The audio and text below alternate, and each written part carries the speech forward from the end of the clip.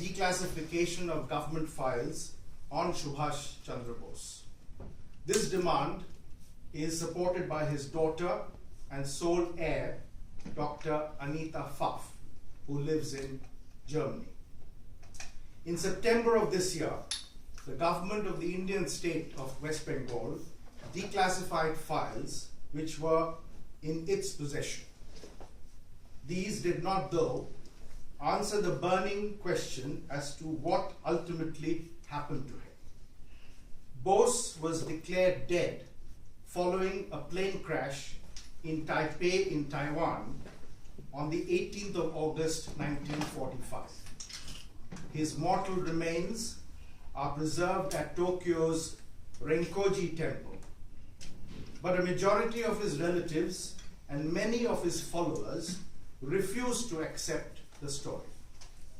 Therefore, uncertainty has reigned for 70 years over what really happened to him. My investigation into the matter arose from my personal curiosity and interest as an Indian citizen and a journalist, not from an assignment from any of the organizations I've worked for in the 38 years that I've been a foreign correspondent. In the past 25 years, I've collected material in Taiwan, in Japan, and Pakistan.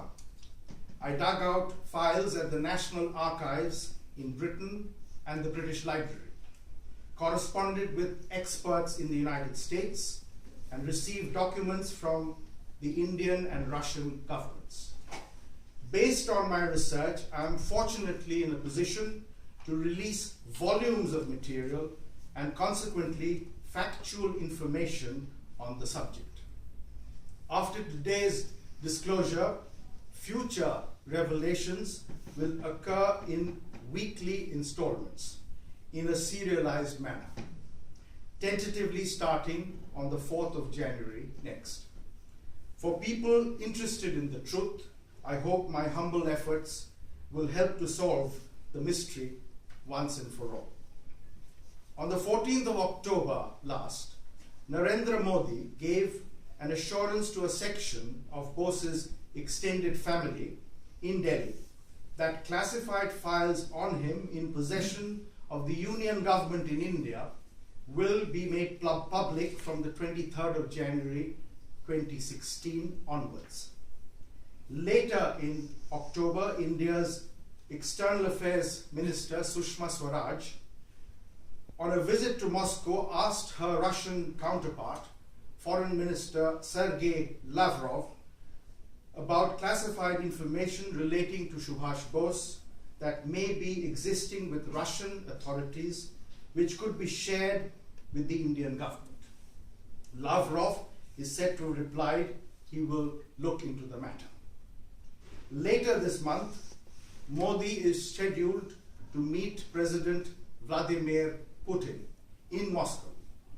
Modi also assured relatives of Bose during his meeting with them in October that he will raise with Putin the issue of whether Bose went to the Soviet Union, as some of his relations and followers believe he did, as opposed to meeting his end after a plane crash in Taiwan. So I will presently release documents which answer this topical query as to whether or not Bose landed up in the Soviet Union in or after 1945. The fact is, requests for information on whether Bose went to the Soviet Union in or after 1945 were made by the Congress Party government of Prime Minister P.V. Narasimha Rao in 1991 and 1995. And Russia provided categorical official responses. As I hope you will appreciate, as a journalist, it's my right to capitalize on what I have in my possession by doing exclusive reports. I have deliberately refrained from doing so. Bose's Austrian widow, Emilie Schenkel, died in 1996 without the comfort of closure on the matter. His daughter, Anita Pfaff,